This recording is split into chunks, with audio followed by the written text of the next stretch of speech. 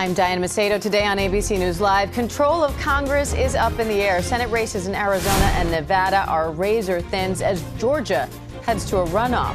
We have the latest on the results and what they mean for Washington, President Biden, former President Trump, and the future of the Republican Party. The new inflation report out today with 2 weeks to go until Thanksgiving, what it means for price increases and your paycheck. And the exclusive interview with Michelle Obama. The former First Lady sits down with our Robin Roberts, opening up about life after the White House, how she remains hopeful for our country's future, and how she and former President Obama celebrated their 30th anniversary. But we begin with the votes being counted in key races for control of Congress. Right now, Republicans appear likely to take control of the House, but any majority would be razor thin, and they're tied with Democrats in the battle for the Senate at 48 seats apiece. Of the 4 Senate races yet to be called, Alaska will almost certainly be a win for the GOP, with Senator Lisa Murkowski trailing fellow Republican Kelly Tshibaka. And Georgia's race is headed for a runoff between Democratic Senator Raphael Warnock and Republican Herschel Walker, set for December 6th. That leaves Nevada, where Republican Adam Laxalt leads incumbent Senator Catherine Cortez Masto, and Arizona, where Democratic Senator Mark Kelly has a slight advantage over Republican challenger Blake Masters. ABC News White House correspondent Karen Travers joins me live now for more on this.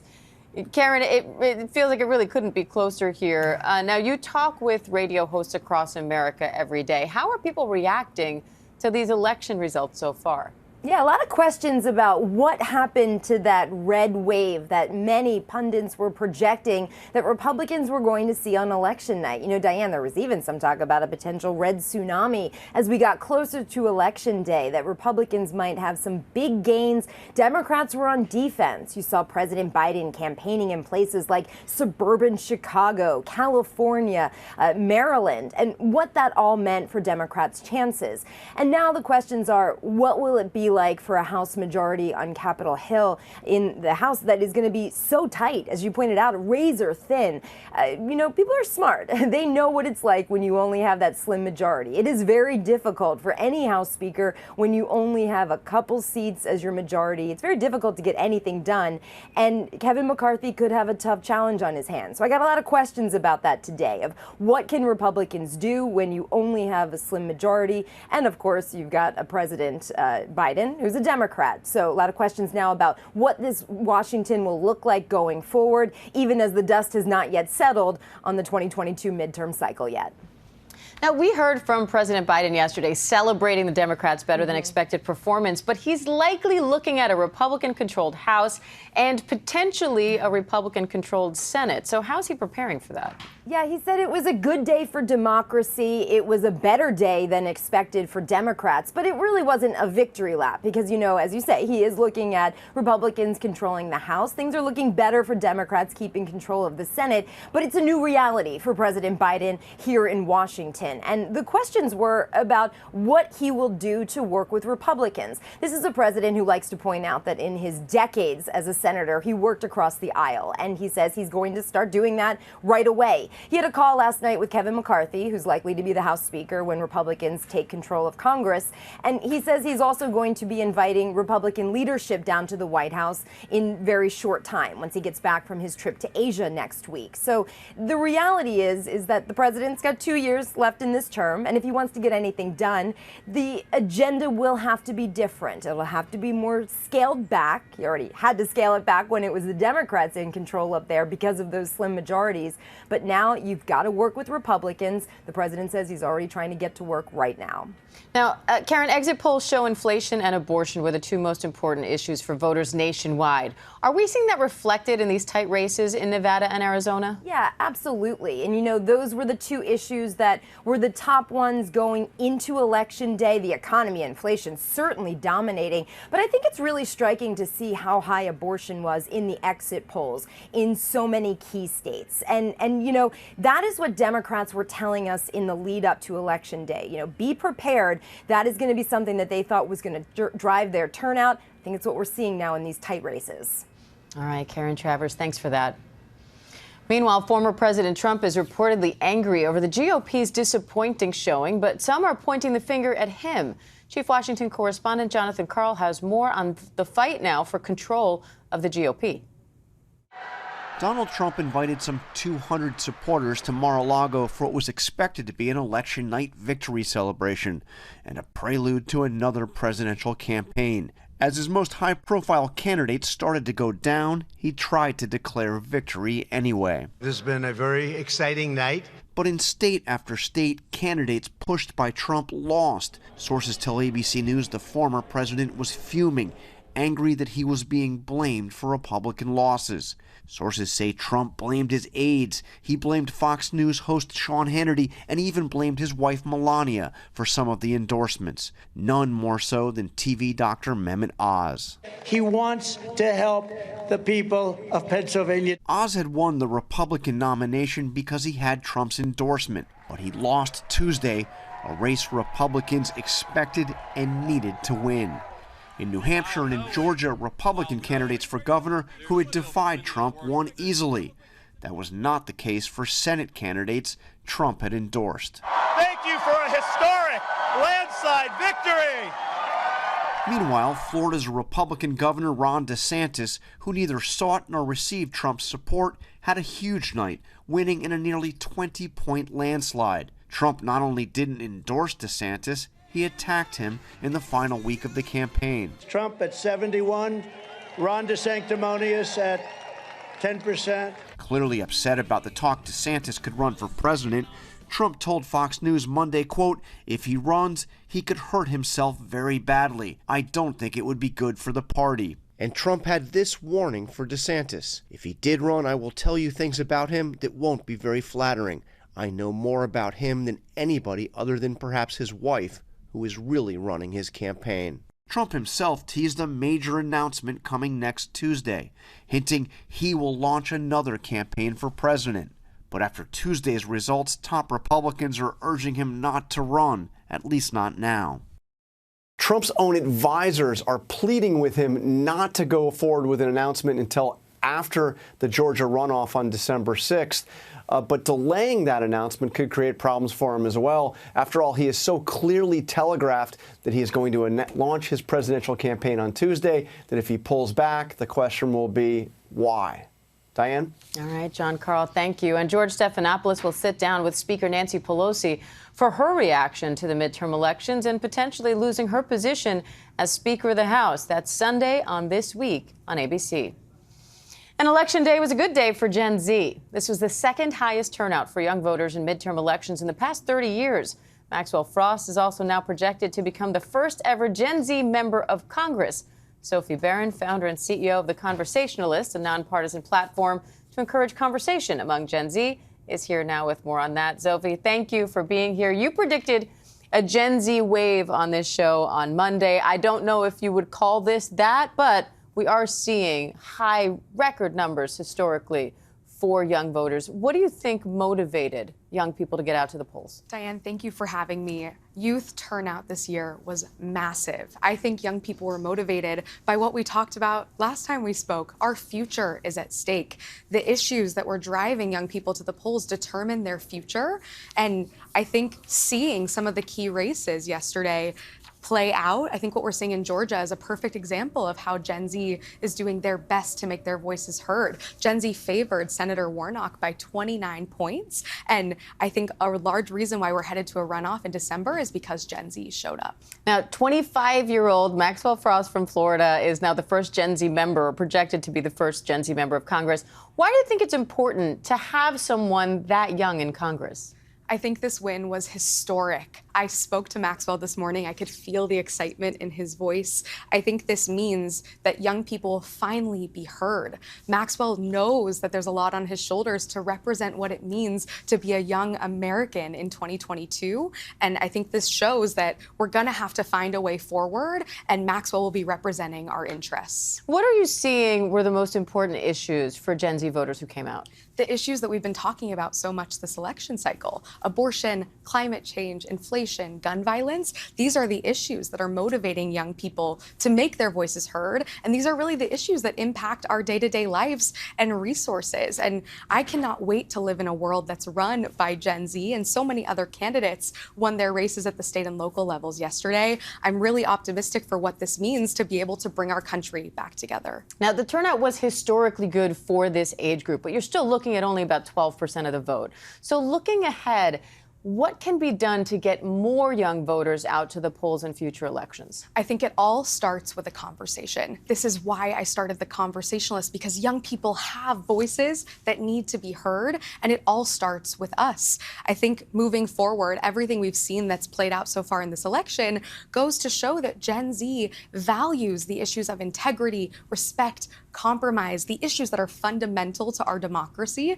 And the more we include young people in these conversations, the more we're actually going to be able to sustain our democracy. So if you're a politician, a business owner, or really anyone who feels they could be helped by reaching out and wants to be part of that conversation, but maybe isn't in the generation, how do you reach out to Gen Z? How do they become a part of that conversation? It all starts with listening. I think so often we go into a conversation trying to put our agenda on someone else or bring someone over to our side, but simply reaching out and asking someone their POV, asking them what matters to them, what drives them to make a difference in our country. That is what will get young people in the room. I think asking questions, staying curious, and finding ways to tie it back to why these issues matter so much to us as a nation. Sophie Barron, it's a great mission and love to have you as always. Thank you. Thank you, Diane.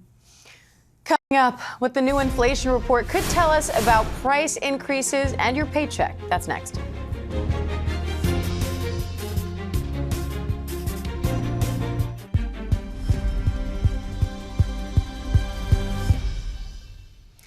Welcome back. The new Consumer Price Index report shows us inflation was up in October compared to the same time a year ago. The report comes as tech giants, including Facebook's parent Meta, announced mass layoffs just 2 weeks before Thanksgiving. Chief Business Correspondent Rebecca Jarvis is on Wall Street with what it all means. Hi, Rebecca. Prices up 7.7% in October from a year ago. That's better than where they were in September, but still highly elevated. Some of the areas that saw drops, areas like used car prices, clothing costs, as well as medical care costs. But on the flip side, things that had been improving, like gasoline prices, which came down after their peak above $5 a gallon over the summer, they began to climb again in October, and that led to those prices being higher. The other big culprit here, in addition to grocery costs, which are up 12.4% from a year ago, are rental costs, shelter costs, up 6.9% from a year ago in October. These are hard to escape areas and hard on American families who are spending about $457 more every month on the same goods and services as they were a year ago. Wages, meantime, over that same span, up about 5%, meaning the paycheck isn't covering the price increases in full. And now you have these new situations where tech companies in particular have begun laying off employees. We heard it yesterday from Meta, Facebook's parent company, 11,000 employees, 13% of their workforce. Redfin also announcing new layoffs overnight. And the concern among economists right now is that this appears to be mostly contained. Overall, the jobs market continues to be robust. When you look at the unemployment rate overall, 3.7%, still near historic lows. But there is a concern about the spillover effect. As more people lose their jobs and spend less money in this economy, it leads to potential contraction, which leads more companies to contemplate downsizing layoffs in the future. Diane? All right, Rebecca Jarvis, thank you.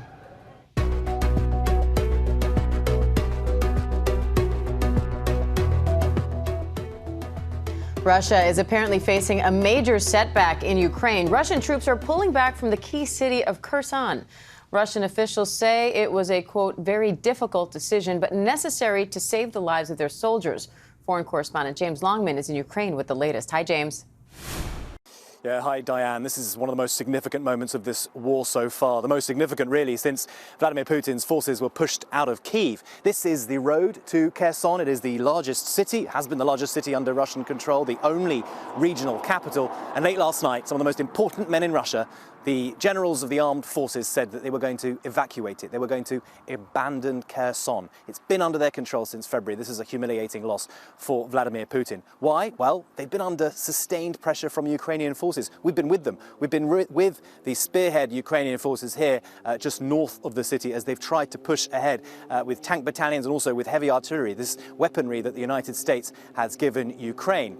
President Zelensky, though, he is noting caution. He's saying there's every chance that this could be a trap on behalf of the Russians, trying to lure Ukraine into Kherson, only then to attack them. So there are a lot of unknowns here. President Biden, though, he's noting the timing of all this. It's come straight after the midterms. So there's the idea, perhaps, that Vladimir Putin's strategy was to wait and see if a lot of Republicans were elected to Congress. That might mean a lot less help for Ukraine. But that hasn't happened. So maybe Vladimir Putin is now cutting his losses. And a note on whether or not this might lead to negotiations. There's a possibility that Russia uses this cynically to now call for negotiations, knowing full well that Ukraine will not accept so long as so much of their country is under occupation. So it is a win on the battlefield, but politically slightly more difficult now for Ukraine. Dan. All right, James Longman, thank you. And ABC News contributor and former senior CIA field operative Daryl Blocker joins me live now for more on that. Daryl, according to the U.S., 100,000 Russian troops have been killed or wounded in this war so far. Was Russia prepared for these kinds of losses? No, Russia thought they were just going to stroll into Kyiv and people were just going to capitulate. So I'm certain that they did not factor in the fact that there was going to be resistance and sustained resistance, and the rest of the world basically teaming up against them in the UN votes. So, Daryl, is this a retreat by Russia or some kind of tactical move? It's probably a little of both, Diane.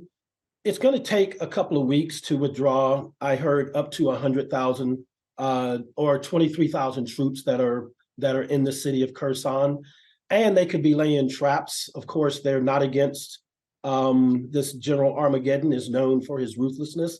So they could be mining the city. They could be preparing traps for the Ukrainians in the event that they rush in and try to take back the largest of the 4 cities that's been occupied since they invaded in February.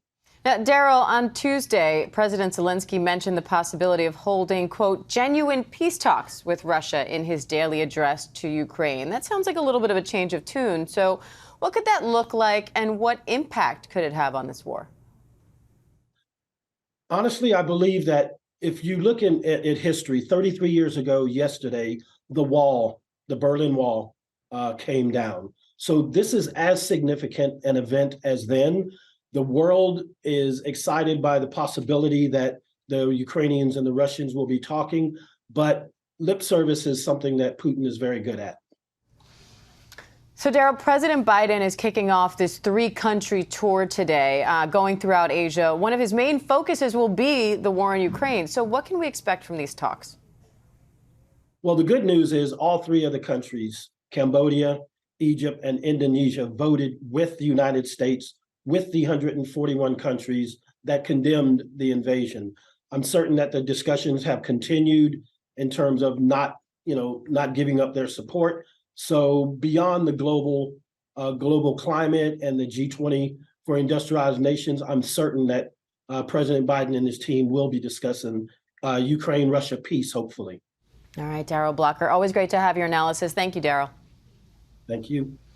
Coming up, Robin Roberts' exclusive interview with former First Lady Michelle Obama. She's getting personal about her marriage and relationship with her daughters and how she remains hopeful. That's coming up right after this.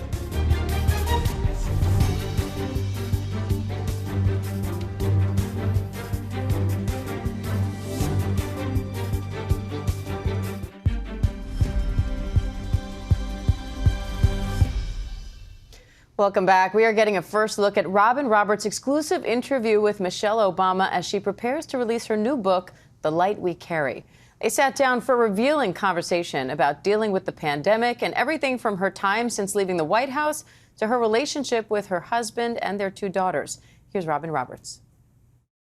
This morning, former First Lady Michelle Obama discussing life after the White House. I was sitting at home, just sort of sorting through where we were, trying to make sense of what was happening to our country, to our world. sharing her strategies for staying hopeful in her new book, The Light We Carry, Overcoming in Uncertain Times. And like a lot of people, I was trying to figure out, how do we get in this mess and how do we get out of it? People trying to figure out how to make sense out of this stuff, and, you know, for whatever reason, looking to me for an answer. You know, I struggled, like a lot of people, to find a sense of hope in all of this. You said the worry and isolation had driven me inward, backward.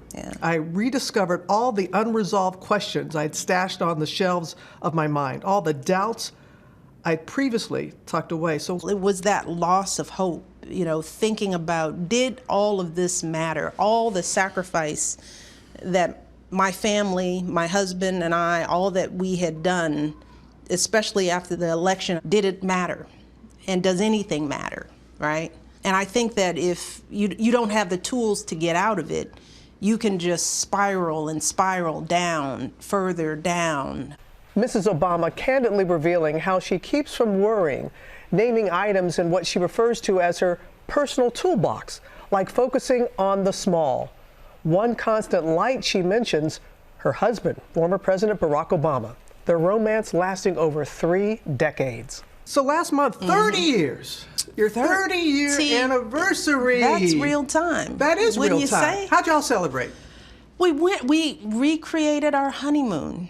I know, he did it. That dude came with it. And when we laughed about how broke we were when we did it the first time. But we rode along Highway 1 coast. We stopped in Big Sur and Carmel.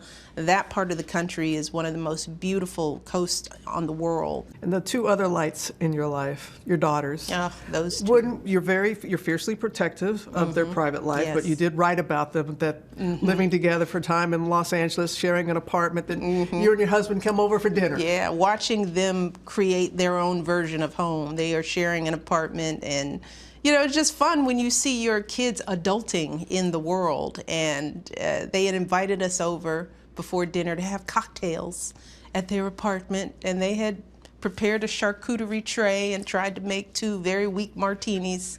They realized they didn't have any of the ingredients, but they were hosting us. And it's just fun watching them become themselves. Joining us at the kitchen table, Mrs. Marion Robinson, affectionately known as Grandma-in-Chief. Are you coming for me? A rare glimpse of her sharing a whole lot of wisdom and wit. I don't think you knew I took the SAT. You know, it was one of those things, we were all kind of just like, oh, you got into a school? Okay, well, how you gonna get there? Your education was your responsibility. It wasn't mine. I told her, I already graduated. It's up to you to get an education and get a job. Our thanks to Robin Roberts, and you can see Robin's primetime special, Michelle Obama, The Light We Carry, Sunday at 10/9 Central on ABC. And thanks for joining us. I'm Diane Macedo. Do stay with us as ABC News Live continues with more news, context, and analysis.